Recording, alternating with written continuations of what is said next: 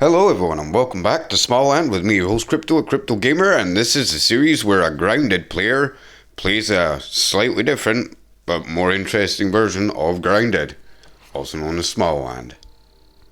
And so the first thing that we're going to do, guys, is we are going to recover our loot from our tombstone when we died in the just the back end of the last video. So now that we're recovering all of that, what we're going to do next is we are going to take a look at making our way towards the Elder and seeing if there's any new resources and bugs on the way there.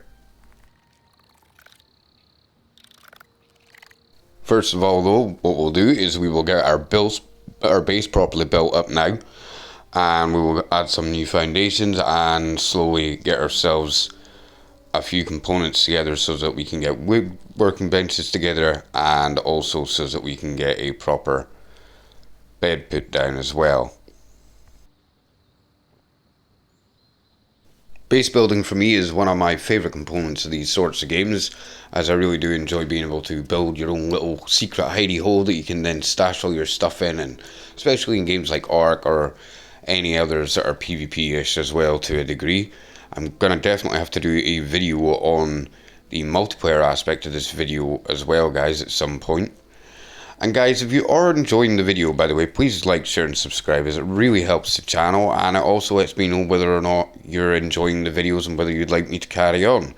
So as you can see, this was one of my first attempts at base building. And so now at this point, guys, we've gotten at least some basics put down. It's not even close to being finished yet, but now we can get ourselves ready to head off, and we'll now roughly know where our base is when we come back, guys, which will be good. And so guys, since the last time I made a video and played the game, I actually managed to figure out how to set some of these server modes, which made me be able to put the game into passive mode, which will make it easier for combat, especially when I'm doing guides or any other things in the future. And I was also able to make it so that it would be online so that other people can join. And yeah, I think it's going to be quite good. I even came across these little holes and burrows. I'm guessing what these are in the game are spawn points. And it was here that I met a carpenter ant, and I managed to take it down and managed to get my first mandibles to make an axe with, which was really good.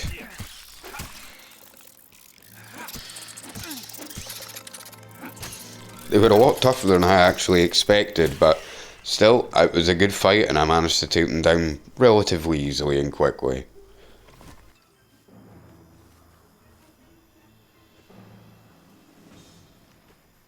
I even unlocked some brand new recipes as well, such as the ant head trophy.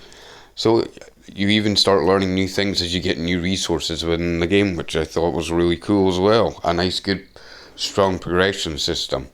So here we are now actually at the Elder's base, and now what we're going to do is we are going to go in and speak with the Elder and tell him what happened at the base with the Hornet attack. And then he's also going to speak to us about a small problem that he's been having himself and how you're going to help. And basically the gist is somebody has stolen the key to his very special walnut chest, and the only people that could have been available that could have done that were either his apothecary or himself or the queen. And of course none of these, at least as far as we know, have done said things. But we'll find out as the plot thickens. And so at this point, and so now, if we turn off after speaking to the Elder and go down this wee walkway down here, we can then find the walnut chest and we can investigate it. And as you can see, there are some resources you can collect, but when you click on it and you investigate it, you can try to force the lock, but it says it will not move. And you can also examine an indentation that has been produced on the underside of the walnut. And at this point we now have to go and speak to somebody farther north, and she will basically take us or help us out once we've helped her with what she needs a hand with.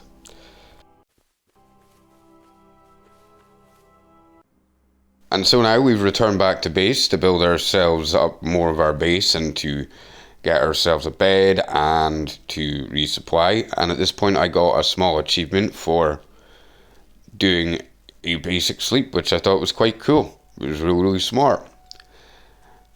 And so yes, at this point we will put down a workbench now that we've expanded our base a bit more. And look at that, it looks very nice. And now we can build ourselves some new tools and weapons as well, guys. Such as we will be able to make ourselves a wooden sword and a bow, along with some arrows, which will be very handy.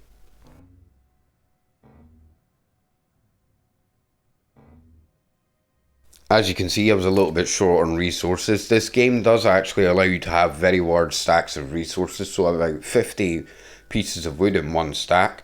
So you really want to be going out there and collecting as much materials as humanly possible so that you can then create as much stuff as humanly possible to give you a competitive advantage, especially near the start of the game as well, folks.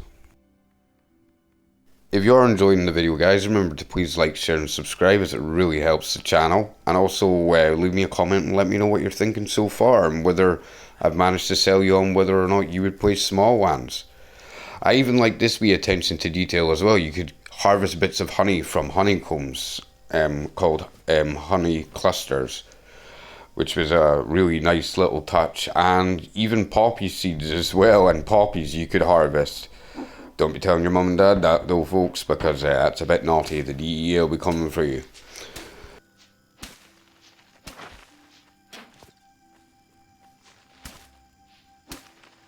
And so this was my first time harvesting these new materials, which was very interesting as I started to move around the different biomes of the map. And it was great starting to see things like bees and wasps and other types of beetles scurrying about. I found it all incredibly fascinating as I progressed through into the game. And so here is the woman that we have to meet, and she is the head of the bee tribe within Smalland. And what you'll need to do is you will now need to go out and help her get rid of a wasp queen, but an actual wasp queen that is making it difficult for her honeybees to harvest honey, and who keep attacking the honeycombs. So once we've managed to do that, then we will be back here to hand in the quest, guys. Not only that, just like with the last person that we had to do a quest for, they can also help with making a new type of armor for you as well, if you have all the available materials, which that will be things like bees, and at an early stage in the game you won't be equipped to do that yet, as you'll need to level up your stats, and you will also need to in general harvest lots of different resources by taking down lower level bugs.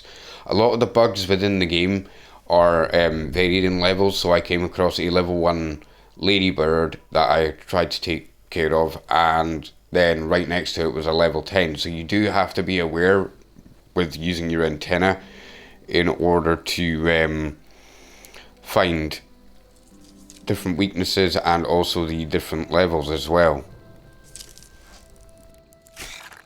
And this is where I took down another set of bull ants. I managed to make my first mandible pickaxe, which was awesome, but this ant was actually fairly difficult to defeat.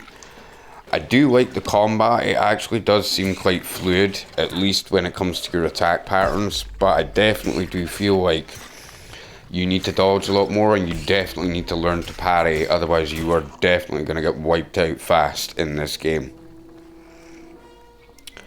And well, there we go, guys. If you have enjoyed the video, I'd really appreciate it if you would like, share and subscribe. Let me know what you think in the comments below, and stick around for the next episode, guys. This has been Crypto Gamer. I hope you all have a great day. Peace out.